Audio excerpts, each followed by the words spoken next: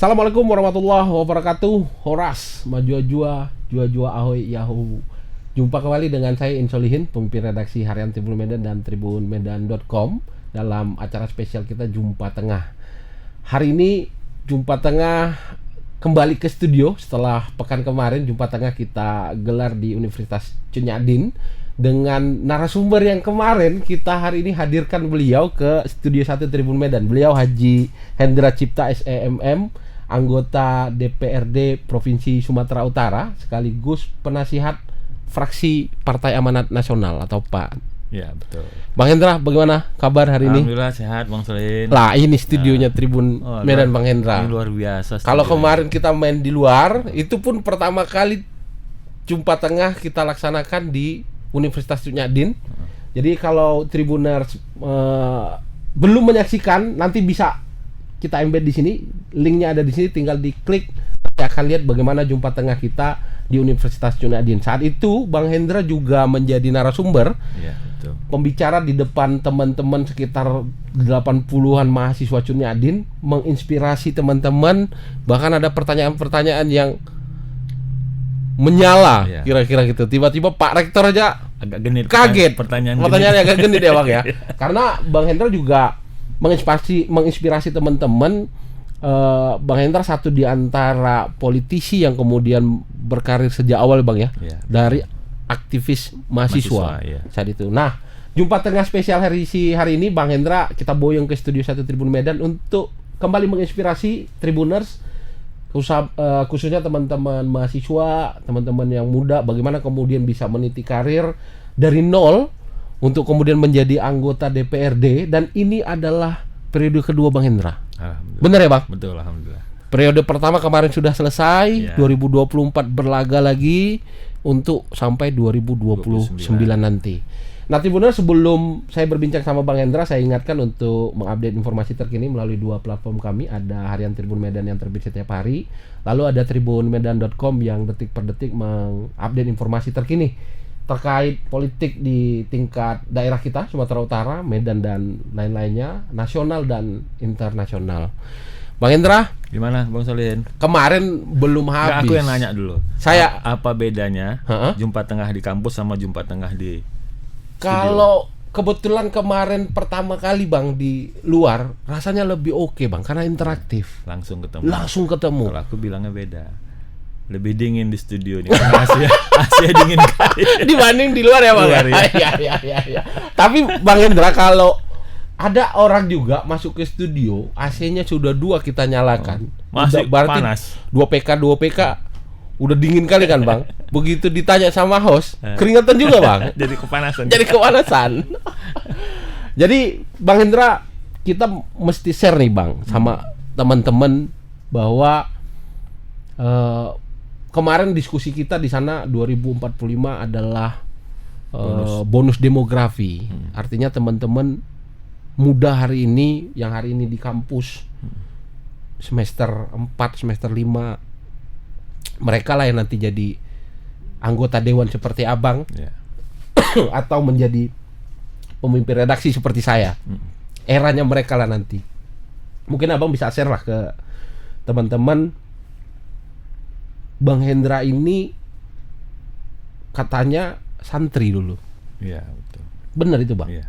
Mungkin bisa Abang ceritain sama Tribuners gimana caranya santri terus bisa berpolitik gitu. Ya awalnya kan biasalah karena tamat sekolah dasar, kemudian sekolah ke pesantren.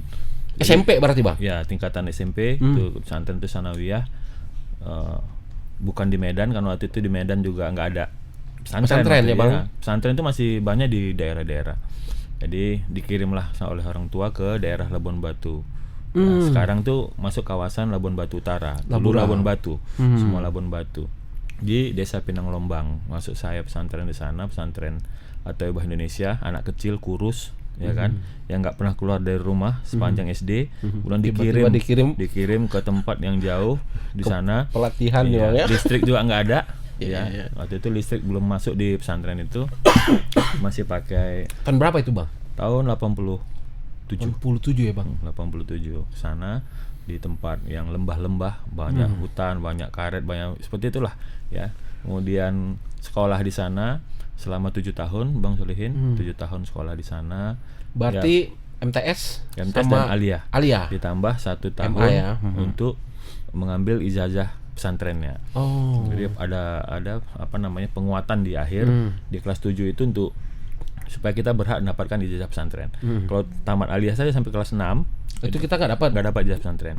Saya ambil sampai 7 tahun sana dapat ijazah pesantren. Yang menariknya tradisi di pesantren itu kan tradisi yang memang dibangun sejak turun temurun dan semua pesantren hampir seperti itu.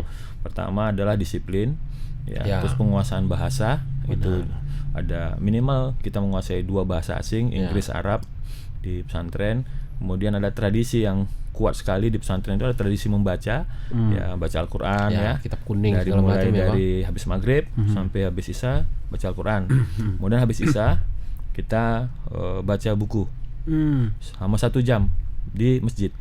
Jadi sampai jam 9 masih di masjid. Jadi tradisi itu terus menerus dibiasakan di lingkungan pesantren. Ditambah tradisi juga ada tradisi orasi, pidato ya Bang. Dari kelas 1 sanawiyah kita udah diajarkan pidato. Kemudian ada tradisi berargumentasi, berdebat gitu, ya, argumentasi, laga argumentasi dalam hal-hal tentang akademik, agama dan segala macam. Agama dan akademik ya. Jadi ya dari situlah mulai menurut saya ya bisa menempa diri menjadi seperti ini modalnya, itu dari situ yang paling utama. Kalau Bapak itu sebenarnya politisi, PNS atau? Enggak, Bapak pedagang biasa. Bapak itu justru sekolahnya hanya sekolah rakyat dulu. SR ya Bang? SR. Kalau SR setingkat SD lah kira-kira Bang ya? SD, betul. Iya. Nah, jadi merantau dari Sumatera Barat ke Medan, jadi pedagang di pasar Sambu dulu ya, pusat pasar dulu, pedagang di situ. Ya tapi karena tradisi orang-orang zaman dulu kan tradisi belajar, pesantren lah pokoknya, anak-anak harus jadi santri. Jadi nggak ada darah politisi, Dan berapa bersaudara Bang? 5 Bang Solihin. Abang nomor terakhir bungsu lah ini ya. Iya. Ada politisi dari 5 ini? Nggak ada. Ini memang agak lain sendiri ya Bang. Nggak ada yang politisi ya. Lulus lah Bang dari pesantren SMA. MA ya, Madrasah Aliyah ya Bang. Iya. Terus sempatlah kuliah katanya. Ya, tahun 94 saya ke Bang Solihin? Ke Mesir. Ke Mesir? Ya, tahun 94 kuliah di Mesir, Al-Azhar Mesir. Ada 6 orang kami berangkat dari Medan. Al-Azhar ya Bang? Al-Azhar Mesir. Universitas tertua di dunia. Iya. Ngeri juga ini Universitas. Tahun 94 berangkat 6 orang kita dari Medan berangkat ke sana. Kemudian itu tesnya di sini atau ikut tes di sana? Al-Azhar. Iya. Al-Azhar itu unik tuh Bang Solihin. Saya nggak tahu kalau sekarang ya. Dulu itu siapapun gampang masuk S1-nya. Tapi keluarnya susah. Jadi semua bisa masuk, tapi dengan besaran tertentu. Misalnya ijazahnya harus. Ya kalau Al-Azhar Bang, bukan hanya Indonesia Bang, seluruh dunia literasinya mereka ke sana kan. Iya betul. Tua sekali universitas tertua itu. Jadi dari 6 orang itu saya dapat, kan kita daftar itu seperti di sini. UMPTN lah gitu ya Bang. Nah, daftar aja nggak ada ujian. Daftar di situ dengan mengajukan pilihan fakultas mana. Fakultas apa? Nah, waktu itu saya pilih pertama fakultasnya, yang saya pilih nomor 1 Fakultas Syariah wal Qanun. Ya, Syariah wal Qanun. Yang kedua Syariah Islamiyah. Akhirnya saya diterima Bang Solihin di Syariah wal Qanun, pilihan pertama itu. Kalau itu spesifikasinya apa Bang? Ya, Syariah wal Qanun itu menyangkut undang-undang Qanun. Buat aturan syariat Islam lah gitu ya. Enggak, kira-kira. Karena dia seperti kalau kita di fakultas hukum. Kalau syariah Islamiyah dia tuh seperti UIN di sini. IAIN lah gitu ya Bang ya, UIN ya. Fakultas syariah tentang syariah keislaman itu segala macam. Kalau syariah wal Qanun, dasarnya juga ada syariah Islamnya ditambah dengan Qanun. Qanun itu membuat aturan-aturan tentang daulah atau negara gitu. Luar biasa. Kalau bisa saya bilang ya santri lah Bang nih ya. Asli santri. Santri ke politisi ya kira-kira gitu ya. Tapi banyak kan santri jadi politisi banyak. Banyak Bang. Tapi untuk lokal Sumatera Utara mungkin kita bisa hitung kali ya. Ya banyak juga sebenarnya, banyak. Ada yang juga santri kilat. Ada juga yang Pesantren pesantren kilat, keluarnya santri gitu Bang ya. Lalu di Al-Azhar. Heeh. Selesai ya Bang di Al-Azhar. 2 tahun cuma Bang Solihin. 2 tahun di Al-Azhar. 94 sampai 96. Mhm. Ya, karena waktu itu ada orang tua sakit. Oh. Jadi disuruh pulang, dijemput malah oleh ibu pulang ke Medan dengan syarat harus kuliah di Medan, nggak boleh kemana-mana. Oke. Gitu. Ya udah kita Pindahlah Abang ke Medan, balik Medan. lagi nih ke Medan. Ke Terus Medan. Abang lanjut kuliahnya, lanjut menyelesaikan kuliah. S1 Lanjut itu. kuliah ulanglah dari awal. Karena kan dulu kita Nggak bisa Nggak di bisa. ini Bang ya, transfer. ya Karena beda ini juga ya mata kuliah segala beda. macam ya. Ditambah lagi dulu kan kita masa kami itu dulu 2 tahun selesai dari kita ijazah ijazah SMA. Itu kan nggak boleh lagi, nggak bisa lagi kita Ya. SNMPTN. Nggak ada dulu. Usia ya Bang. Nggak, memang aturannya dulu Aturannya gitu. 2 gitu ya? tahun setelah kelulusan Nggak tahun bisa ketiga masuk. nggak bisa masuk MPTN. Makanya Lah kita Abang ambil- waktu itu pilih swasta akhirnya. Kuliah di mana Bang Solihin? Di Perbanas. Parbanas. Perbanas Medan. Itu S1? Enggak, D3. D3. D3. Karena waktu itu kan berpikirnya praktis aja. D3 bisa langsung kerja, bisa Ya. langsung ini. Waktu itu itu Abang pilih prodi di perbankan. perbankan. S1-nya Abang teruskan. Terus akhirnya S1-nya di USU. Sarjana ekonomi lah Sarjana keluarnya. ekonomi. Di USU ekonomi pembangunan jurusan perbankan. Ya, makanya kalau cerita perbankan masih bisa kita. Ya. S2-nya Abang lanjut lagi tuh. Lanjut lagi S2 di UISU. UISU. Islam Sumatera Utara. Katanya Ekonomi mau ke, pembangunan mau juga. ke S3 juga Abang S3 ini. udah jadi mahasiswa S3 Sekarang sudah? Sekarang udah Ngambil di di Universitas Islam Negeri Sumatera Utara UINSU. keliling Abang ya. Iya, harus tawaf dia. Jadi semua universitas besar dan tua Itu Abang coba strategi semua juga ya. Bang Solihin, supaya banyak juga background kampus kita. Ya. Supaya Tribuners banyak juga pemilih kita. Gitu kan. Gitu ya, Bang. Kan? Bisa yang dari Perbanas bisa. Ya. Jadi masuk Alumni USU ya. Alumni Perbanas masuk kita. Ya. Alumni USU masuk. Ya, Alumni USU entar lagi alumni UIN. Nah, kawan-kawan satu di antara triknya udah ketahuan nih punya Bang Hendra nih. Jaringan tuh harus diperbesar kira-kira begitu Iya. ya Bang ya. Lewat Iya. tadi pendidikan juga Pendidikan. sebenarnya. Background orang tua nggak ada Bang. Politik. Rasa-rasanya pun ketika Abang memutuskan untuk berpartai, untuk berpolitik, tentu kan orang tua pedagang Bang. Iya, pedagang. Orang pedagang ini kan hitung-hitungannya Wah, apalagi orang zaman dulu ya. Iya kan? Oh, detail betul. kau mau maju modal nih. Iya. Lah, di semasa di kampus itu kan ada dua rasanya Bang. Ada yang memang punya modal dari orang tua, orang tuanya politisi, lalu dia ikut menjadi politisi. Artinya sudah modal itu sudah ada lah. Mau modal kebiasaan atau ajaran maupun modal material Bang. Iya. Lah kalau Abang kan backgroundnya pedagang nih orang tua. Iya. Lo kok bisa Abang ke politik tuh gimana ceritanya? Jadi sebenarnya menarik Bang ya. Kenapa akhirnya terjun ke politik ya. Awalnya kan tadi itu kembali dari Mesir. Di Mesir juga kita kan aktif juga sebagai aktivis mahasiswa Persatuan Pelajar Mahasiswa Indonesia. Oke. Sana organisasi kita di sana, kemudian balik ke sini ke Indonesia, lanjut masuk tadi ya. Kemudian masuk Himpunan Mahasiswa Islam. Kader HMI. Kader HMI ya Bang Ya, ini ya. ditambah dengan ya aktif lah di kegiatan intra kampus dan ekstra kampus, sempat jadi ketua senat mahasiswa. Walaupun semua kesibukan luar biasa saya Bang Solihin. Ketua senat di USU, di Perbanas. di Perbanas. Nah, tahun 98. Bu, Abang ini pentolan demo berarti ya? Iya. Kan masih nampak sisa-sisa muka demo ya. Lah artinya tuh Abang ikut merasain ya Iya, betul. proses reformasi kita di 98 aksi teman-teman mahasiswa. Justru kami generasi yang mungkin Bang Solihin masuk ya. Saya nggak tahu ya usia Ya. Bang Solihin berapa ya. Kita termasuk generasi yang merasakan Orde Baru. Ya. Bagaimana NKK-BKK, normalisasi kehidupan kampus ya. Di mana kegiatan Semua dibatasi ya Bang. Iya, aktivitas yang berbau-bau politik. Baunya aja nggak boleh, Ya. apalagi kita Apalagi politik, masyarakat kegiatan politik. cium bau aja nggak boleh ya Bang. Baunya nggak Ya. boleh. Ya. Nah, Itu kita rasakan, kemudian masuk ke kita dobrak Orde Reformasi bersama-sama dengan masyarakat, dengan rakyat Indonesia pada saat itu. Ketua Senat waktu itu apa enggak? Jadi perjalanan itu kan artinya di kampus, walaupun saya punya hobi ya, hobinya di musik. Waktu itu anak band, manggung kampus-kampus lu Bang Solihin. Ngeband ya Bang? Iya, semua kampus kita udah Ya.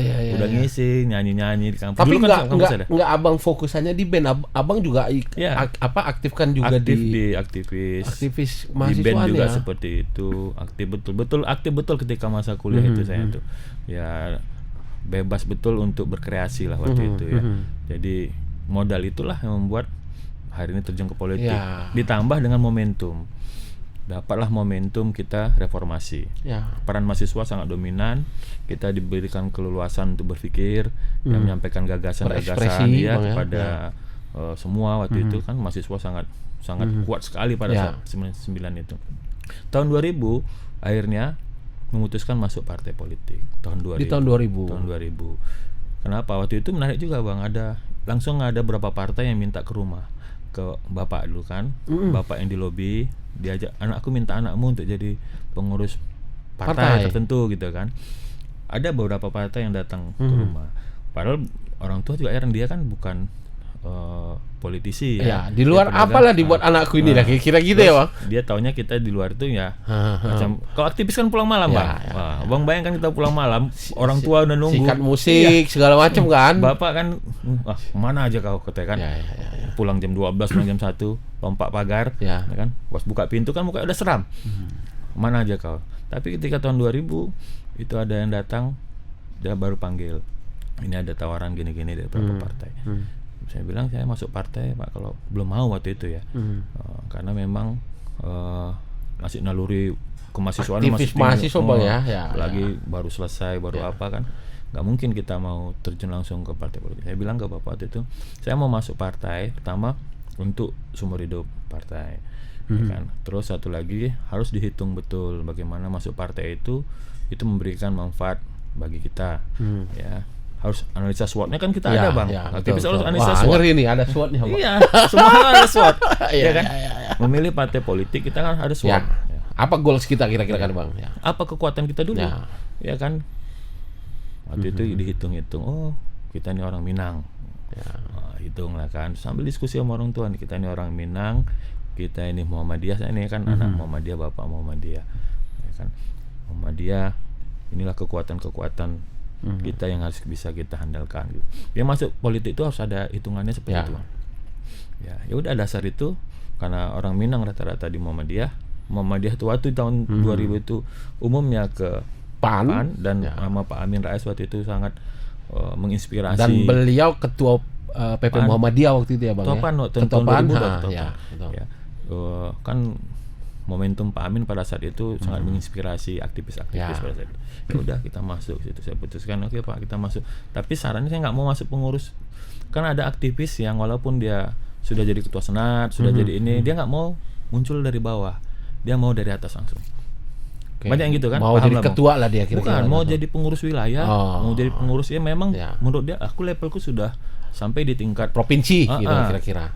Waktu itu senat ya kita waktu itu dengan siapapun komunikasinya ya kalau aktivis masa itu bisa masuk kemana-mana lah ya Bang ya.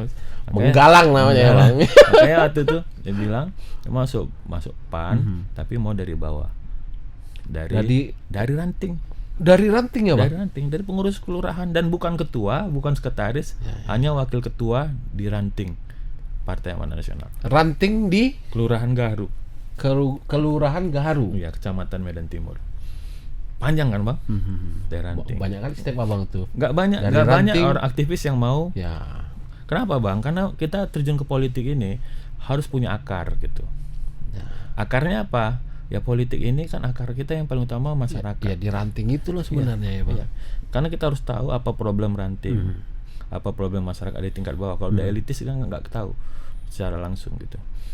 Makanya saya masuk di ranting, periode berikutnya masuk ke kecamatan, pengurus kecamatan, periode berikutnya nggak pernah ngerasakan di daerah langsung wilayah. Ya, tapi sudah cukup mengakar. Karena memang membangun basis akar itu yang paling penting. Dan ini panjang ya Bang sebenarnya panjang.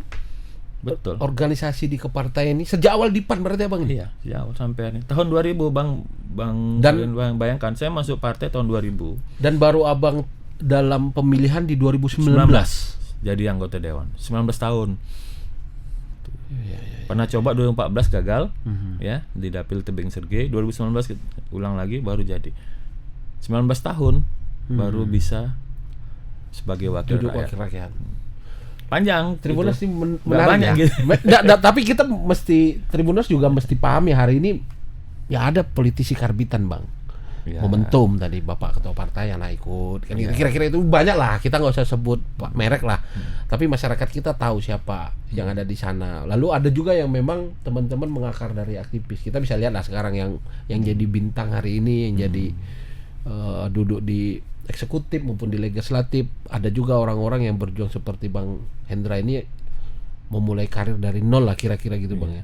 2019 berlaga, jadilah Bang itu. Jadi alhamdulillah. Waktu itu untuk dapil provinsi yang sama? Iya, dapil sama. Kabupaten Deli Serdang. Deli Serdang. Deli Serdang itu sendiri ya Bang dia ya? Satu kabupaten. Satu kabupaten luas sekali berarti Bang. 22 kecamatan. 2019 berapa suara Bang bisa raup? Hampir 16.000. 16.000. Ya, kita genapkan lah, bulatkan 16.000. 16.000 ya. Lalu 2024 tarung lagi untuk periode kedua. Iya. Terpilih lagi hari ini. Iya, alhamdulillah. Udah dilantik kemarin. Udah dilantik ya Bang. Dengan jumlah suara Bang? Jumlah suara hampir 23.000. 16 ke 23 banyak kali itu ya. Lumayan ya. Lumayan. Artinya signifikan ya Bang? Ya, peningkatannya signifikan sebenarnya. Lah di dewan sendiri Bang, Abang kan penasihat lah ya, penasihat fraksi PAN. Ya penasihat lah kalau udah 19 tahun dari ranting pun gitu ya Bang ya. Tapi sebelumnya saya ketua fraksi. Ketua fraksi sebelumnya. Sebelumnya ketua fraksi. Karena ini udah masuk periode ya, baru. Abang kasih lah pula Ya, orang gantian yang lah lain pula, ya kan. Biasa kan? Ya biasa lah itu. Jadi penasihat. Jadi penasihat hari ini. Kemarin aktif di komisi berapa Bang? Komisi E. Itu bidang sosial kemasyarakatan ya Bang? Bidang Kesra. Kesra ya Bang? Bidang Kesra itu ada kesehatan, pendidikan, sosial, bencana, tenaga kerja. Mestinya itu bidang yang paling repot memang. Dan menyentuh ya Bang? Iya. Menyentuh hajat hidup. Kenapa bidang Kesra? Masyarakat ya? Bidang pelayanan dasar ada di situ. Kesehatan, pendidikan. Pelayanan dasar di situ. Karena kita latar belakangnya aktivis Bang, lebih menarik di situ. Ya. Bang ini mohon maaf, orang tua masih Bang hari ini? Udah meninggal tahun 2007. Dua-duanya? Iya, 2007 Bapak, 2009 Ibu. Tuh. Artinya waktu Abang di periode pertama beliau-beliau sudah nggak ada lah ya? Udah nggak ada. Sudah nggak ada ya? Apa yang paling membekas lah ya? Artinya kan kesuksesan Abang itu kan mereka nggak lihat secara langsung gitu loh Bang. Betul. Apa yang paling mengikat atau ada pesan misalnya yang almarhum dan almarhumah sampaikan gitu yang masih? Sebenarnya nggak ada yang khusus ya, yang disampaikan menyangkut politik ya, karena memang kan orang tua kita juga nggak tahu kita bisa sampai sejauh ini hari ini ya. Tapi mungkin ya pesan-pesan yang selama ini disampaikan kita sebagai anak-anaknya, yaitu yang selalu diingat, pesan-pesan moral, pesan-pesan yang memang harus kita jaga tentang masyarakat. Dan memang kebiasaan di rumah kami dulu, karena bapak itu aktivis Muhammadiyah, ibu juga Aisyah, itu biasa juga orang rame-rame datang sebagai orang organisasi di Muhammadiyah gitu. Paling nggak pengajian datang ke rumah itu, yang misalnya masih muda-muda datang ke rumah, diskusi-diskusi sama orang tua. Ya budaya-budaya gitu kan. Itu yang dirawat ya Bang? Ya dirawat. Sampai hari ini tuh rumah kita juga hampir seperti itu juga. Siapa aja bisa datang, bisa ini. Dan misalnya di rumah tuh anak paling besar tuh udah biasa. Dari kecil, dari bayi nengok orang di rumah rame, ya udah biasa. Jadi, berapa anak Bang? Anak 5. 5 ya Bang? Iya 5. KB Bang Hendra ini ya. Tapi karena saya ada kembar. Bonus. Iya. Itulah bonus demografi nanti kita. Jadi anak pertama tuh laki-laki. Sekarang udah kuliah di UMSU. Ya. Kemudian anak kedua perempuan itu di MAN 2, kelas SMA kelas ya. 12 ya. Kemudian yang 3-4 nih kembar, ini masih kelas 2 SD. Ya, yang terakhir. Dan si bungsu nih. Si bungsu ini masih TK. Tentu keluarga kan jadi basis utama kita Bang. tadi kita sudah cerita gimana orang tua, kemudian yang paling dekat adalah istri Bang. Agak repot biasanya meyakinkan istri untuk berlaga. Abang di periode 2014 berarti sudah nikah? Udah. Sudah. Kan itu Gagal lagi kan? Gimana istri? Abang bisa meyakinkan dia bahwa inilah jalan yang aku pilih gitu. Jadi kalau istri misalnya ya, atau istri yang terutama ya, karena dia sudah kenal dari awal gitu kan, kita seorang aktivis, seorang yang memang hidupnya sebagai aktivis organisasi, mulai mahasiswa, pemuda, kemudian masuk partai politik, jadi pimpinan partai politik juga kan, ya memang sudah bisa memahami konsekuensi berpartai dari perjuangan lewat partai karena ini. Masuk partai kan kita ada tujuan juga kan, masuk partai ya targetnya harus menjadi wakil rakyat gitu kan. Kalau persoalan gagal ya semua kan pernah juga merasakan. Namanya tanding. Biasa ya kan. Kadang-kadang kita kalah pemilihan ketua ini ketua itu juga sering juga. Tapi hari ini orang rumah sudah merasakan juga hasilnya sudah merasakan hasilnya dan ya mudah-mudahan bisa bukan hanya untuk kami kan, untuk semuanya bisa bermanfaat. Kita balik lagi Bang, tadi Komisi E ada pelayanan dasar yang kemudian harus Abang perjuangkan. Paling kecil adalah masyarakat di dapil Abang tadi. Iya. Tapi nggak bisa karena memang kalau sudah di dewan kita nggak boleh mikiri dapil saja. Harus pikiri Sumatera Utara. Sumatera Utara karena kita ya, wakil Bang. rakyat Sumatera Utara, bukan wakil dapil. Dapil ya. Lah di periode pertama kan Abang sudah bisa memetakan tuh Bang, apa sih masalah Sumatera Utara ini, dan ini juga rasanya akan menjadi momentum Tribuners bahwa hari ini legislatif sudah terbentuk, eksekutif dalam proses nih Bang. Ya, 27 November lah 27 nanti. November lah nanti. Terlepas Bang Hendra di PAN mendukung siapa ya sudahlah. Tapi kan ada pengalaman Abang di 5 tahun kemarin bahwa di Komisi E ini layanan dasar masyarakat kita yang mungkin PR di 2000 periode kemarin akan menjadi catatan bagi eksekutif kita di periode berikut Bang. Ya catatan kita yang pertama tuh Bang Solihin ya, pelayanan dasar itu kan pertama pendidikan. Ya pendidikan tentunya kita harus membuat pendidikan yang murah bagi masyarakat kita. Ya bukan hanya murah, diupayakan harus gratis buat masyarakat kita. Kemudian akses pendidikan itu terbuka. Ya kan RPJMD kita juga menyampaikan seperti itu, membuka akses pendidikan yang lebih gampang bagi masyarakat. Tapi nyatanya kan masyarakat masih sulit mendapatkan akses pendidikan. Ya khususnya masyarakat yang memang masih ngejar ke sekolah negeri. Ya karena kita tahu kondisi perekonomian yang sulit gitu ya. Makanya masyarakat lebih banyak tersedot ke swasta. Bukan karena faktor kualitas atau apa, tapi memang faktor biaya gitu. Kalau di swasta tentunya masyarakat kita mengeluarkan biaya lebih besar kan, lebih besar daripada ini. Nah, itu contoh ya bagaimana pendidikan harus menjadi prioritas kita. Dan Bang Solin harus tahu Perda kita itu baru wajib belajar 9 tahun. Perda Sumatera Utara. Sementara berarti tingkat SMP ya Bang. Iya, makanya yang sudah kita dorong itu di DPR agar segera 12 tahun mengikuti undang-undang. Undang-undang dari kemarin sudah wajib belajar 12 tahun. Ya, kalau 12 tahun makanya pemerintah harus concern betul. Tapi rasanya akan menjadi tanggung jawab teman-teman di DPRD provinsi untuk mewujudkan itu kan Bang. Betul. Melalui Raperda yang harusnya juga dewan yang sudah kemudian menggodok itu dan menjadikan dia menjadi perda kan Bang. Karena secara nomenklatur SMA dan SMK itu kan menjadi tanggung jawab provinsi, bukan kabupaten kota. Iya, bukan SMA SMK saja. Satu lagi SLB. Oh ya, siap. Ada sekolah luar biasa juga SMA. Itu yang kita seperti saya juga terlupa ya Bang. Kemarin juga waktu debat ada yang lupa itu menyampaikan bahwa kewenangan provinsi itu SMA tingkat SLK dan SLB. SLB mulai dari SD sampai tingkat SLT. Itu benar. Kita kadang-kadang lupa ada saudara-saudara kita yang kurang beruntung disabilitas segala macam. Nah kalau akses sendiri kan rasa-rasanya SMA ini kan agak berat Bang. Berat, iya. Dan belum semua kecamatan. Kalau kita ngomong kecamatan ya Bang. Jangankan di luar kabupaten Bang. Di Medan saja ada satu kecamatan yang tidak ada sekolah SMA negeri. Itu SMA negeri. Di Medan, kota Medan gitu ya. Di kecamatan Medan Deli. Tribuners artinya ini juga menjadi catatan calon gubernur dan wakil gubernur kita ke depan ya Bang, bahwa ada PR nih di tengah kota Tengah saja kota SMA ada. belum ada ini. Iya, betul. Pertama kemarin kita deteksi apa masalahnya, kenapa nggak ada SMA di situ. Pertama ketersediaan lahan ya, lahan nggak ada. Tapi sebenarnya bisa dibangun kolaborasi sebenarnya dengan pemerintah kota. Kalau pemerintah provinsi, Kalaupun kota punya aset, kita bisa aja. bisa diserahkan ke provinsi, dijadikan misalnya SD Impres. Ya kira-kira yang bisa, ini bisa kita alihkan karena nggak ada lahan yang bisa dibangun misalnya kan, bisa dialihkan ke atau polari grouping misalnya bang ya. Jadi di Medan saja, apalagi bayangkan di daerah-daerah. Bayangin di Nias sana misalnya ya bang.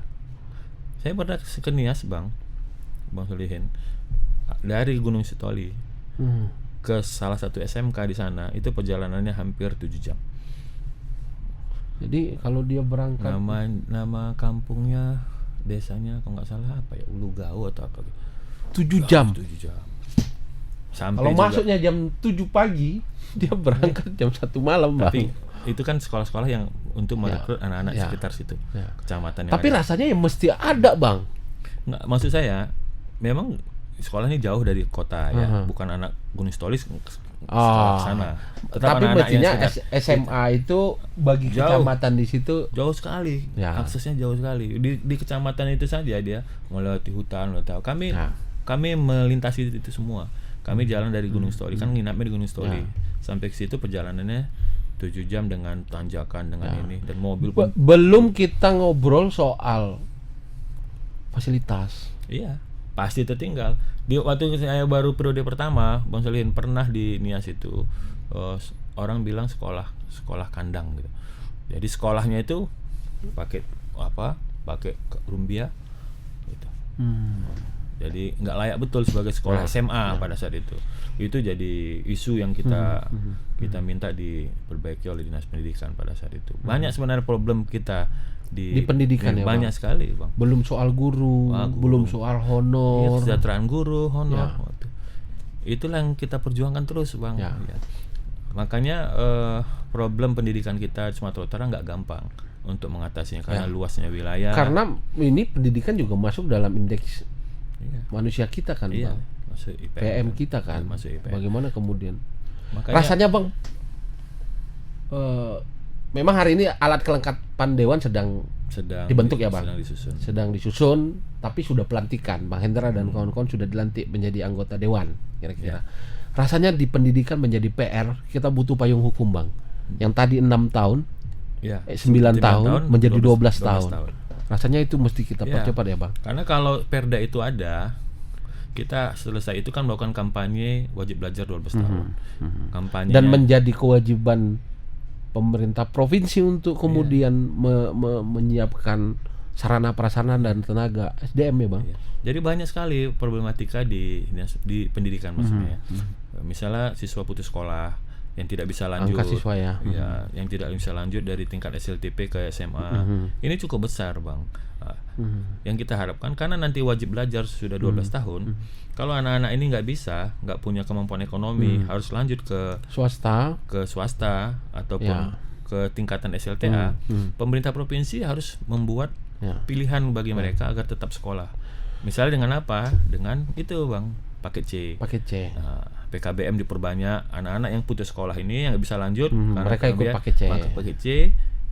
PKBM yang dikelola oleh Dinas Pendidikan Provinsi. Ini harus diperbanyak gitu sebagai salah satu alternatif. Iya, alternatif untuk mengurangi itu. Tapi ya Tribuners, fakta di lapangan saya harus jujur juga bang, bahwa ijazah paket C itu juga dipertanyakan kadang-kadang bang. Mau dia di perguruan tinggi, mau dia di perusahaan, kadang-kadang. Tapi enggak lah. Sama di mana? Tapi faktanya hari ini bang, kita harus akui itu. Kalau ada pelamar SMA, saya kasih satu orang yang menginspirasi. Kader kami di PAN, orang Batubara. Dia sekolahnya pakai C. Sekarang dia mahasiswa S3, pernah jadi anggota DPRD. Artinya enggak juga ya bang? Enggak.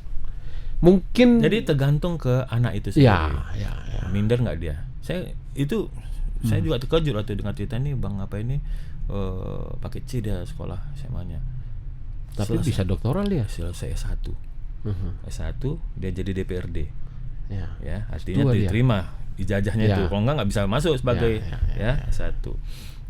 Dia pakai C untuk daftar jadi DPRD. Jadi DPRD S1, Ya. S2, sekarang mahasiswa S3. Jadi nggak ada bang, Ya. itu sama. Tapi memang balik ke kita bang ya. Iya. Bagaimana Karena kita justru pakai C itu dibuka ruangannya. Memang itulah solusinya dibuat pemerintah. mungkin catatannya PKBM itu juga menyiapkan apa ya bang ya, sistem pendidikan yang juga oke lah ya. Ya, Sarana prasarana segala macam ya itu kan. yang harus diperbanyak oleh masyarakat kita. Nggak ada bang untuk memperbaiki taraf hidup masyarakat itu ya pendidikan. Lewat pendidikan ya bang. Iya. Padahal undang-undang juga mengamanatkan minimal berapa persen tuh bang? 20%. 20% untuk.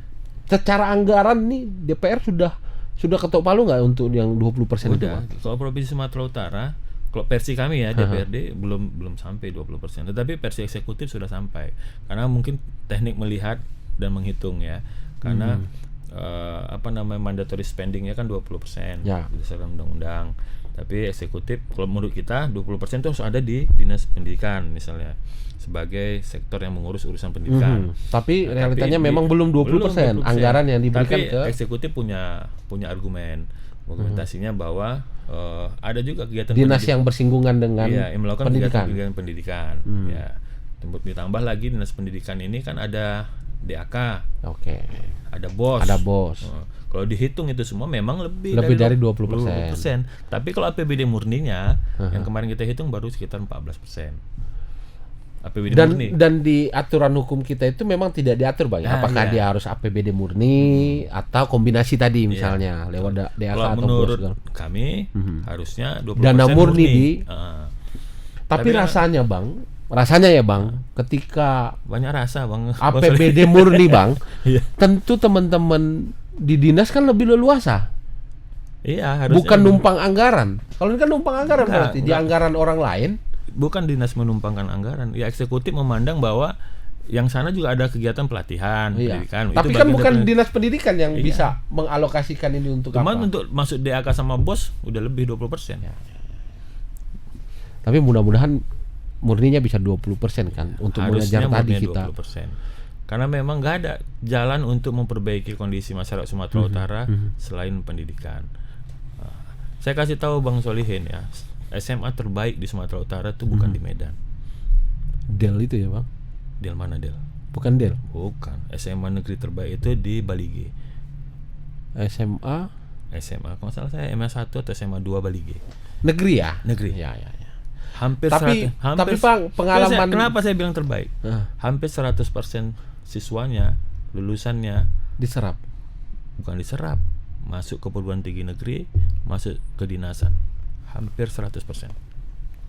Ya, mestinya itu jadi apa ya? Iya, Contoh ya. Iya, kenapa orang di kabupaten Ujung sana sana bisa ngalahin orang di Medan ini ya kira-kira ya.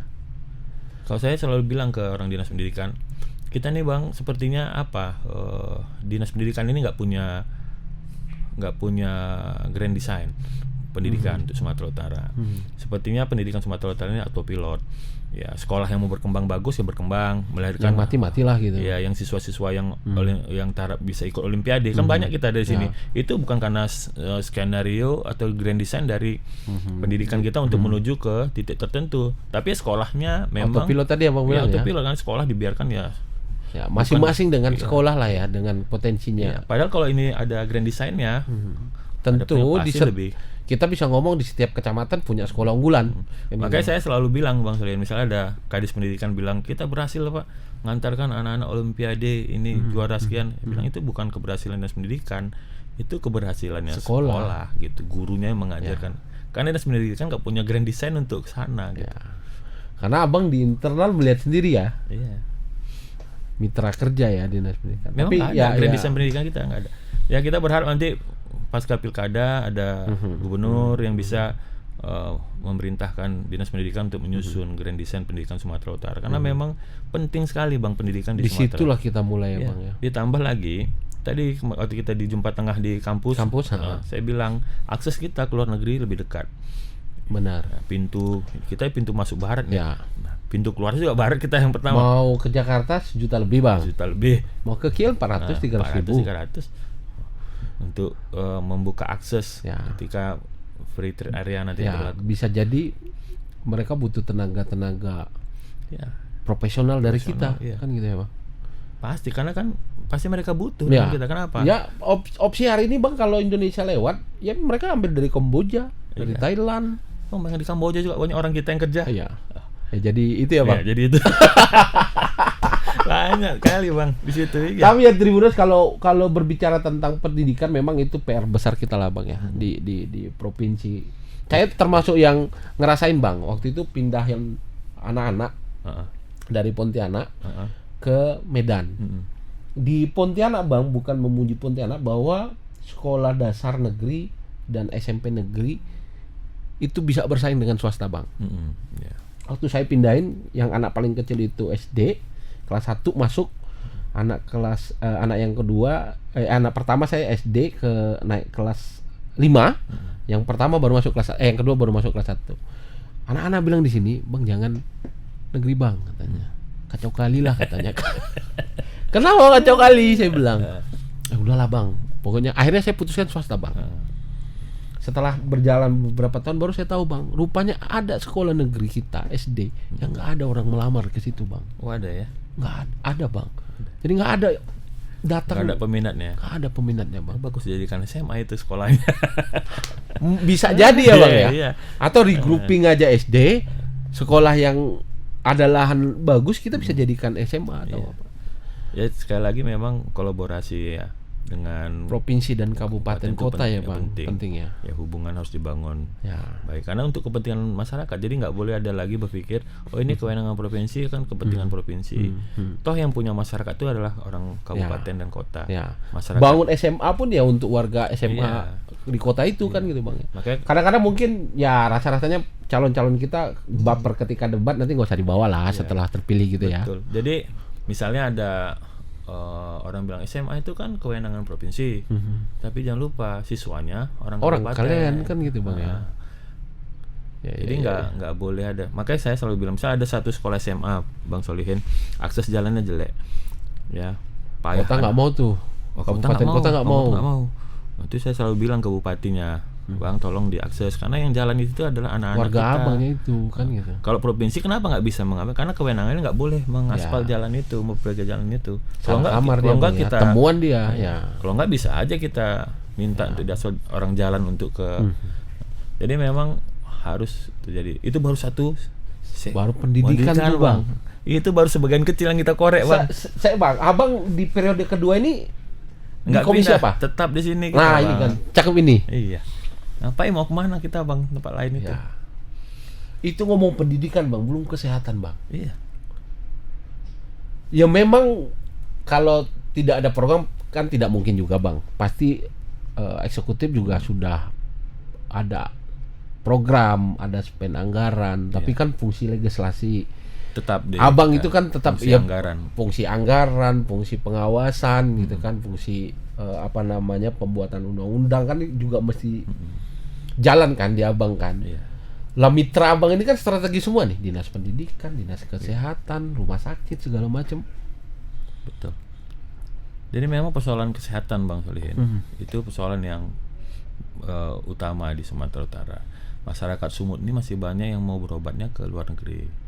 Karena tadi itu dekat. Benar, murah, Ya, ke Pineng misalnya, kita dekat, sebut Pineng fasilitas ya. oke, Fasilitas oke. kepastian. Dan konkret. Ya. Ya. Kalau sakit matanya sakit ya matanya lah Matanya, yang diobat kira-kira iya. ya bang ya. Dan dokternya bilang ini Diagnosisnya sakit mata, oke. betul kan? Ya. Nah, kalau di kita kan jadi problematikanya banyak kan. Ya. Makanya DPRD kemarin sedang merancang tapi belum selesai sistem kesehatan Provinsi Sumatera Utara. Sedang kita susun perdanya karena memang fungsi DPR kan membuat regulasi. Ya, regulasi. Perda itu mengatur sistem kesehatan Sumatera Utara. Karena banyak sekali bang, bukan hanya mengatur tentang kesehatan rumah sakit, klinik dan sebagainya macam, dokter yang formal, yang non formal juga banyak. Ada tabib. Benar. Siapa yang ngurus itu? Ya, Masuk nggak dalam sistem kesehatan kita? benar ya. Disusun regulasinya. Orang mau berobat ke tabib, Ya. kan nggak dilarang. Cuma ada nggak izinnya tabib itu? Bagaimana ini kan supaya jangan ada malpraktik dan sebagainya. Benar. Jadi itu semua disusun tuh bang. Dan kadang-kadang juga ada potensi untuk daerah. Iya. Jadi misalnya rumit sekali memang, bukan rumit sebenarnya ya. Itu yang sedang dibangun di sistem kesehatan. Skopnya luas sekali ya, Bang? Luas sekali. Ya, hubungan komunikasi antar kabupaten kota dengan rumah sakit provinsi. Ya. Itu kan sistem rujukan juga harus kita pikirkan bersama-sama. Jadi bukan hanya sekedar satu hal UHC atau apa. Ya. Itu hanya bagian kecil saja dari problematika di bidang kesehatan. Banyak sekali tradisi kita, masyarakat kita tuh masih keluar negeri tadi itu. Ya. Makanya kemarin provinsi itu memperbaiki rumah sakit haji, membuat tower 8 lantai. Rencananya kita itu dalam jangka panjang akan bangun 3 tower di sana, ya, rumah sakit haji di situ. Itu dalam rangka apa? Meningkatkan pelayanan kesehatan kita. Ya, supaya ada alternatif dalam negeri ya, Bang. Iya. Sambil mungkin meningkatkan kompetensi sumber daya manusia kita kan, Bang. Betul, semua dipersiapkan harus dikejar. Bang, bayangkan perawatnya juga SDM-nya lemah. Ya. Bertengkar dulu kita baru bisa, kan hampir rata seperti itu. Ya kan? Pokoknya kan diterima dengan senyum Ya, terus. itulah. Kalau sakitnya 60%, 10% terobati. Ini tinggal masih situ 50, makin Bang. sakit. Yang tadinya 60 masuk jadi 80 dia. Tapi kalau orang masyarakat kita itu pergi ke Pineng, belum apa dari bandara sudah dijemput. Ya. Nah, pelayanan kan harus kita tahu bahwa ini kesehatan ini bidang pelayanan. Kalau pelayanan orang-orang yang melayani ini enggak qualified, ya itu yang membuat masyarakat nggak mau ke situ. Ya. Masalah terlalu banyak, kan banyak masalah-masalah rumah sakit yang sebenarnya problemnya itu aja. Itu dari sisi pelayanan. Kalau anggota dewan turun, baru bagus pelayanan. Baru bagus. Kadang-kadang. Tapi sering nggak ya? Ini Tribuners sering nggak warga kontak abang mau masuk rumah sakit? Paling sering. Kalau saya Sering. Bang Solin. Ya kenapa? Karena nomor HP yang saya ini Bang Solin, ini saya kasih ke masyarakat. Jadi kalau reses, kalau saya sosper atau wasbang, Abang share lah itu ya. share nomor yang saya pegang. Saya bilang pokoknya saya kasih nomor HP, syaratnya cuma 2. Pertama, bukan untuk minta pulsa, ya kan? Yang kedua, bukan untuk urusan-urusan pribadi, tapi untuk masyarakat. Ya, yang sakit, yang apa. Banyak kali, Bang. Umumnya ketika berurusan sama rumah sakit, umumnya persoalan pelayanan. Ya, lambat, nggak dilayani karena orang miskin, karena orang nggak punya. Kadang-kadang ya kita harus telepon juga dengan kepala direktur atau pelayanan direktur, gitu ya, ya, Bang. bagian pelayanannya kita minta tolong ada ini. Harusnya itu kan nggak boleh, kesannya kan kita Standarnya mesti sama. iya, jadi kan kesannya kan harus kita gitui dulu, seolah kita arogansi sebagai anggota DPR ya, arogan karena padahal tidak. Tapi rasanya mau nggak mau kita Iya, sering juga saya marah itu, misalnya ini udah terlalu lama menunggu dari UGD masuk ke kamar. 6 jam, 4 jam, 6 jam. Dia bilang itu udah terlalu lama, kalau ada kamarnya ngapain? Gitu. Kecuali memang penuh dan sebagainya. Dan itu sering ya, Bang? Wah, sering, Bang. Jadi memang itu baru satu sisi loh, Bang, persoalan itu ya. Kesehatan. Ya sekali lagi kita berharap ya kesehatan ini memang sebenarnya di RPJMD kita skala prioritas. Ya. Banyak, Bang. Kita ada rumah sakit mata. Ya. Ada rumah sakit paru, rumah sakit jiwa milik pemerintah Provinsi Sumatera Utara. Gitu ya. Mestinya secara fasilitas barangnya sudah ada, Bang. Barang udah ada.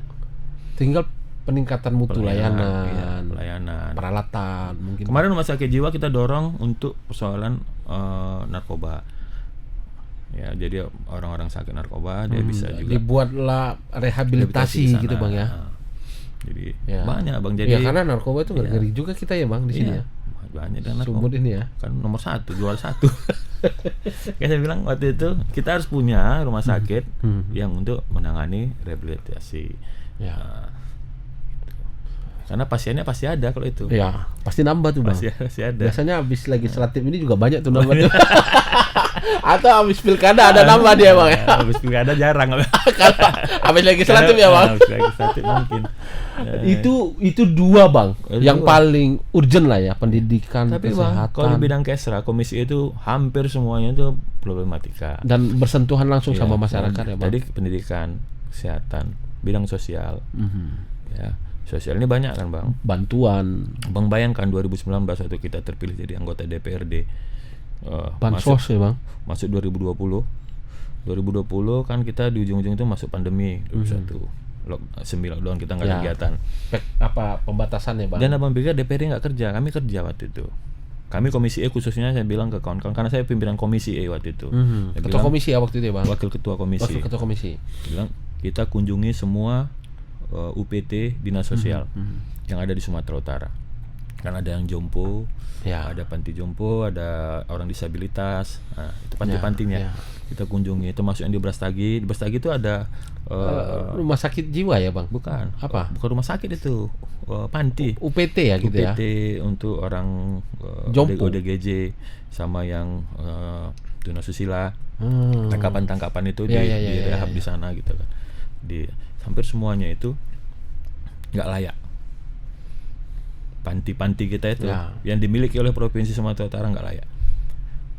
Wah, bayangkan di Brastagi, Kabanjahe itu kan ada panti yang tuna apa namanya itu ya, yang pokoknya orang kurang waras gitu. Itu antara laki-laki perempuannya bergabung. Bayangkan Bang, bergabung. Ya namanya orang nggak waras. Dan tapi tuntutan rohaninya tetap kan. Yang paling banyak habis itu obat apa Bang itu? Obat cegah kehamilan. karena bergabung tadi ya, Bang. Makanya kita minta waktu itu harus di-skat, pisahkan yang perempuan yang laki-laki. Karena ya orang ODGJ Cuman mau macamnya dilarang ya, lagi mau dia mau aja. Oh my God. Dan, itu dan ya Bang, kadang-kadang yang kecil gitu tapi ya itulah yang waktu itu salah satu hasil yang kami kunjungi itu. Terus kami sampaikan waktu itu ke Bang Ijek, Wakil Gubernur ya, sampaikan nih Bang, sangat memprihatinkan semua panti kita, panti anak, panti jompo, panti segala macam fasilitasnya buruk segala macam. Akhirnya pada tahun berikutnya itu dianggarkanlah hampir 60 miliar buat rehabilitasi semua panti-panti itu. Ya mudah-mudahan udah lebih baik daripada sebelumnya. Itu baru urusan sosial Bang. Ya. Tenaga kerja, bencana. Kita ini daerah rawan bencana. Anggarannya banyak nggak? Nggak sedikit anggaran. Padahal kita daerah rawan bencana. Jadi memang ngurusin Bang, orang lahir sampai meninggal ini Bang, komisi ini. Iya betul. Iya kan Bang? Tenaga kerja. Iya, belum tenaga kerja. Makanya dulu saya pilih di komisi itu Bang, karena memang tenaga kerja kan lebih banyak di Deli Serdang. Kan pabrik semua lebih banyak, kawasan-kawasan industri itu kan banyak di Deli Serdang. Makanya saya pilih di komisi E dan nggak mau pindah juga dari komisi ini. Dan di periode ini Abang masih dikasih kepercayaan untuk di komisi ini ya Bang ya. Kita tetap minta tetap di komisi ini karena harus serius ngurus ini Bang. Bang mungkin bilang boleh nih Bang. Boleh Bang. Bukan pajangan kan? Adanya. Dimin deh. Kalau pajangan biasa ada mereknya dia. Karena belum sponsor nih nggak kita kasih mereknya. Belum bayar. Jadi memang komisi E itulah yang mengurusi hajat hidup orang banyak ya Bang ya. Jadi pelayanan dasar. Pelayanan dasar semua dia. Situ. Kesehatan, sosial, komisi lain perlu nggak perlu, cuma komisi E ya punya persoalan-persoalan dasar kita. Nah mungkin Bang gini, catatan, dan Abang kan tetap nih di komisi E. Mungkin next kita punya gubernur baru dalam konteks pilkada sedang. Yakin gubernur baru ya? Harusnya baru. Apakah stok lama atau stok baru? Kita belum tahu. Iya. Catatan apa yang penting Abang berikan pada next gubernur ini? Tadi khusus untuk Kesra tadi Bang. Untuk Kesra yang pasti pertama gubernur ke depan tuh harus komunikasi ke hierarki ke atasnya lebih solid, lebih kuat ya. Karena bagaimanapun kita butuh pemerintah pusat buat membackup penganggaran kita. Karena menyangkut hajat hidup orang banyak ini, APBD kita nggak mungkin kita bisa. APBD kita tuh hanya terakhir nggak sampai 14 triliun ya untuk ngurus Sumatera Utara. Hampir 40% lebih, hampir 50% itu sudah habis untuk belanja pegawai dan sebagainya. Maka kita butuh butuh komunikasinya bagus dengan nasional. Dengan nasional ya. Artinya program strategis, program yang kita minta supaya bisa didukung oleh pemerintah pusat, ya kita harapkan. Ya dulu pernah seperti Sumatera Utara ada program strategis, tapi kita nggak punya uang, ya pilihannya kita utang kan. kita utang. Itu kan pilihan terakhir utang. Ya. Tapi selama masih bisa kita bangun kolaborasi dengan pemerintah Mestinya pusat, kalau utang berat nanti Bang. berat karena yang bayar kan masyarakat juga. Masyarakat yang Karena bayar. sumber pembiayaan kita hanya satu, Bang, yang terbesar, primadona di PAD provinsi. Perkebunan. Kok perkebunan? Apa Bang? Perkebunan tuh kontribusinya kecil. Oh ya Bang ya. Iya, maka itu yang kita perjuangkan ke pemerintah pusat supaya Ya, kontribusi bagi perkebunan, hasilnya itu- bagi hasilnya harus besar ke Ya, daerah. Kami punya daerah ini. Iya. Gitu, Macam ya. mana kita mau Terus memperbaiki jalan? paling besar kita dari mana Bang? PLI Sektor. itu? Sektornya? Dari kendaraan apa? Pajak ya Bang? Pajak kendaraan bermotor. Oh. Jadi makanya nih bulan-bulan ini bulan 11 kan. biasanya ada pemutihan nih. Itu menggenjot bagaimana? Ya. Karena itu yang bisa digenjot. Ya bener Bang. Ya Tribuners ya ini ada diskon kalian pakailah itu kan iya, kira-kira nggak pakai. kena denda kan Nah, Bang gitu ada. kan. Biar enak kalian jual kendaraan nanti. Penghapusan denda. Ya, paling nggak mau sekolahkan BPKB syaratnya Atau harus lunas apa, pajak Bang. Bebas biaya balik nama, Bebas BBM. bayar nama. Jadi Oh itulah sektor yang paling itu yang besar paling ya, besar Bang. ya. Beda sama kabupaten kota. Kabupaten kota ada pajak Ada- PBB, ya. ada pajak restoran. Restoran. Apalagi restoran lagi menjamur macam Medan Ya, ini kan. 10%. katanya mau naik. Abang Betul. jangan ke KP lagi Abang. Naik katanya 12% nanti tuh Bang. Bisa jadi tuh. Iya, 12 apa 15 ya. Awak makan bayar pajak. Nah, makanya sumber terbesar kita hanya itu Ya. dari situ, dan itu pun di-sharing dengan kabupaten kota. Misalnya dapat 100%, apa namanya, pajak Ada kan. persentase yang Ada harus dibagi, persentase Bang, yang ya? harus dibagi ke kabupaten kota dari persentase itu. Ya, yang paling besar dari kalau pajak apa namanya air permukaan itu sedikit Air sekali. permukaan itu juga masih banyak lah perusahaan-perusahaan yang nggak Ya, yang taat ya, Bang. nggak taat. ya. Dan ya Mestinya angkanya nggak besar. ya mestinya eksekutif baru bisa tertibkan juga itu. Iya, jadi ya kita berharap tadi itu bisa bangun kolaborasi pemerintah pusat. Ya, terus karena ini menyangkut masyarakat Sumatera Utara, ya hubungan dengan kabupaten kota juga Komunikasi harus baik ya, Bang. harus dijaga, harus apa namanya? Harus ada program bersama untuk masyarakat Sumatera Utara. Saya pikir ya kita ada harapan kok untuk membangun Sumatera Utara pasti lebih baik lagi. Itu aja persoalan-persoalan dasarnya. Persoalan lainnya persoalan fulus kalau uangnya ada.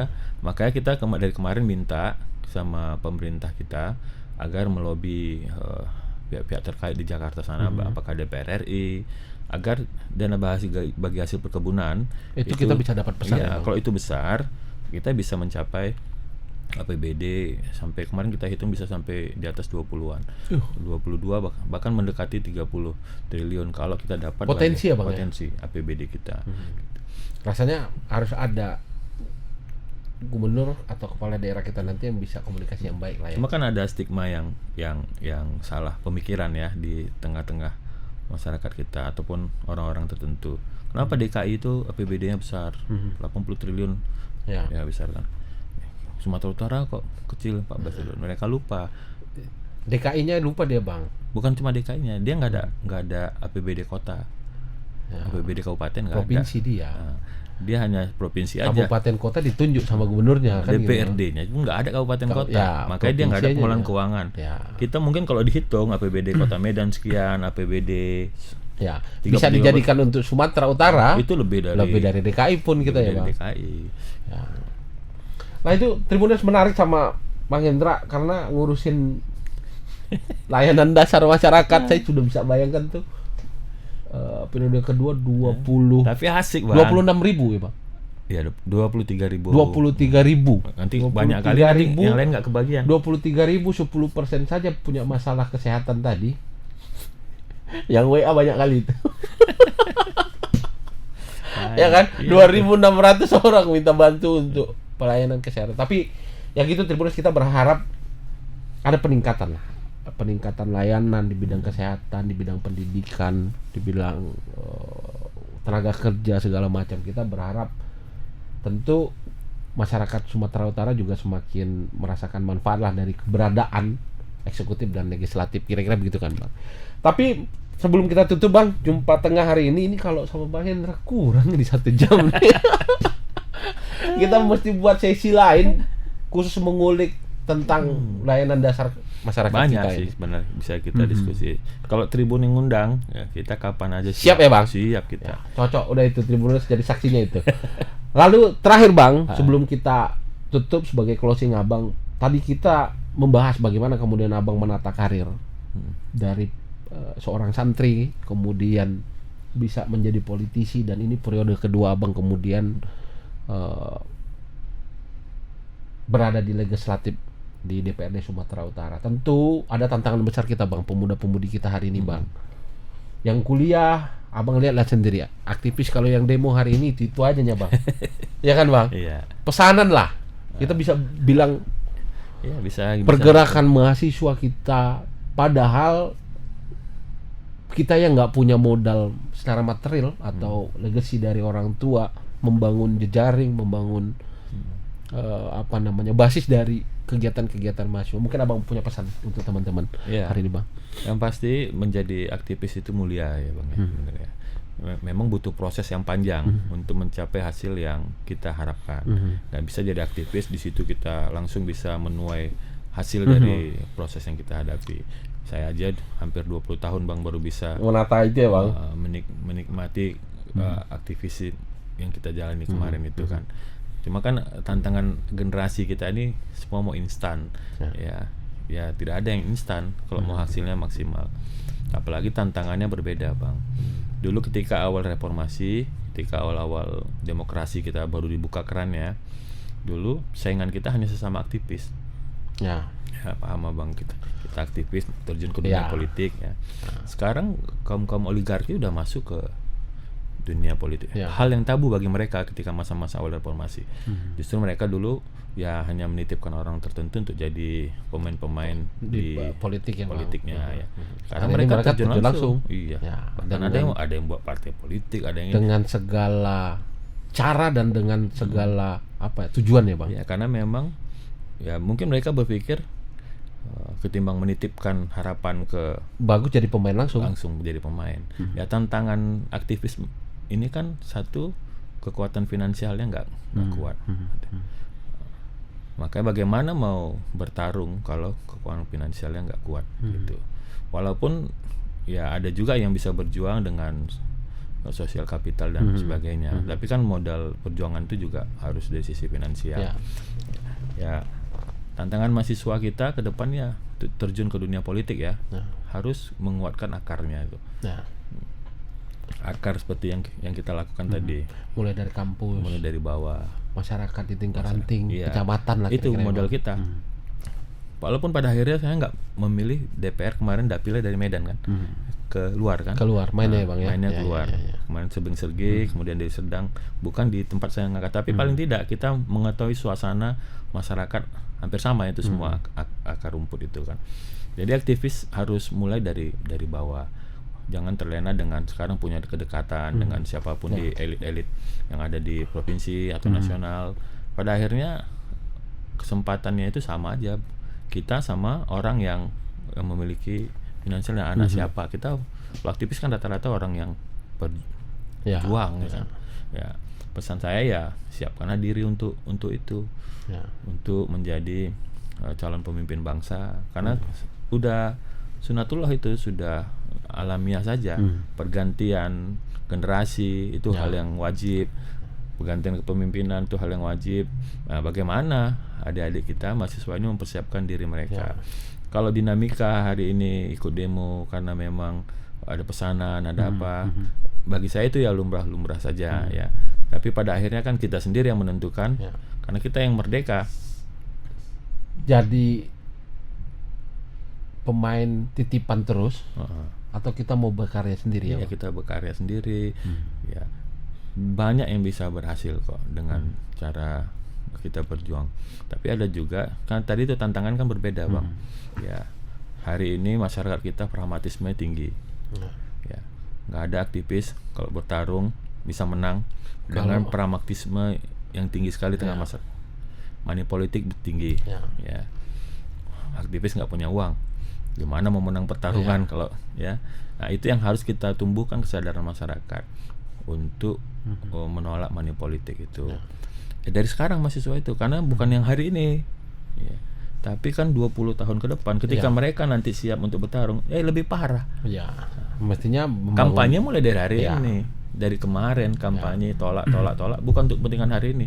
Tapi untuk 20 tahun ke depan masyarakat kita sudah semakin dewasa, politiknya. Ya itu yang harus diambil peran-peran oleh mahasiswa kita. Saya yakin kok mahasiswa-mahasiswa kita banyak akan jadi pemimpin ya. Sekali lagi harus bersiap-siap. Ya. Ketika tuntutan zaman datang, siap kita sudah siap. Ya. Gitu dia. Begitu Tribuners. Agak sedih juga. Berat.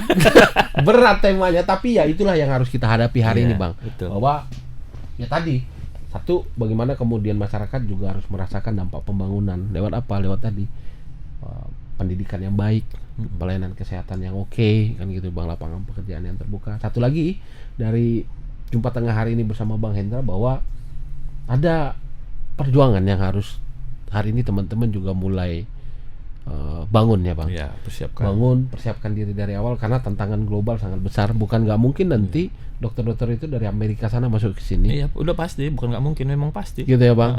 Kita jadi penonton di negeri kita sendiri. Memang kan globalisasi menghilangkan sekat dan ruang dan waktu ya, Bang. Jadi semua bisa akses, bisa masuk. Sekarang Abang mau dagang, ini dari sini, dari gedung Tribun ini mau dagang ke Amerika bisa di handphone aja ya, Bang. Selesai urusannya. Itu di sisi perdagangan saja sudah. Benar. Betul, Bang. Tinggal kirim barangnya. Betul. Gitu. Dengan segala kemampuan teman-teman, mau jadi wirausaha, mau jadi politisi ya politisi yang. Contoh, Bang, yang menarik lagi ya. Ini sebelum Bang closing. Sekarang ini kan berkembang just tip. Ya. Dulu nggak ada just tip. Nggak ada ya, Bang. Karena memang dunia membuka ruang untuk itu. Muncullah seperti banyak pekerjaan baru, Bang, yang dulu nggak pernah. Jadi YouTuber katanya, Bang. Jadi konten kreator. Makanya tugas kita yang agak separuh tua ini, Bang, mempersiapkan anak-anak kita, ya, generasi kita, adik-adik kita. Benar. Adik-adik itu kan bukan hanya keluarga, ada adik mahasiswa, ada adik pelajar kita. Ya siap saing dengan masyarakat luar. Itu udah pasti tuh, Bang. Bang Hendra, paling tidak lewat Jumpa Tengah yang kita lakukan di Studio Tribun, dan Jumpa Tengah next akan berkolaborasi dengan DPRD Provinsi Sumatera Utara, Bang. Kita akan siapkan step berikutnya untuk di kampus yang lain, Bang. Setelah kampus Cunya Adin kemarin, kita akan hadir Jumpa Tengah di kampus-kampus lainnya. Bang Hendra, ini diskusi panjang, mudah-mudahan ada Jumpa Tengah lain. Ketika nanti sudah ada mitra kerja Abang, kita berharap nanti apa program yang kemudian akan dibangun teman-teman di Komisi E DPRD Provinsi Sumatera Utara. Terima kasih, Bang. Bang Hendra, terima kasih sudah hadir di Studio 1 Tribun Medan lewat Jumpa Tengah. Sama-sama. Tribuners, terima kasih sudah menyimak tayangan Jumpa Tengah edisi hari ini. Sebelum saya tutup, saya ingatkan untuk terus mengupdate informasi lewat dua platform kami. Ada Harian Tribun Medan yang terbit setiap hari, dan ada tribunmedan.com yang detik per detik menyajikan informasi. Demikian Jumpa Tengah hari ini dengan Bang Hendra Cipta, anggota DPRD Sumatera Utara, penasehat fraksi PAN, sekaligus anggota Komisi E. Anggota Komisi E. Pan Sekretaris PAN Sumatera Utara. Sekretaris PAN Sumatera Utara. Banyak kali jabatan Bang Hendra. Ada mudah-mudahan lupa. Ketua Syarikat Islam Sumatera Utara. Penting itu. Ya. Next kita akan bahas tentang Syarikat Islam itu. Terima kasih sekali lagi. Assalamualaikum warahmatullahi wabarakatuh. Horas.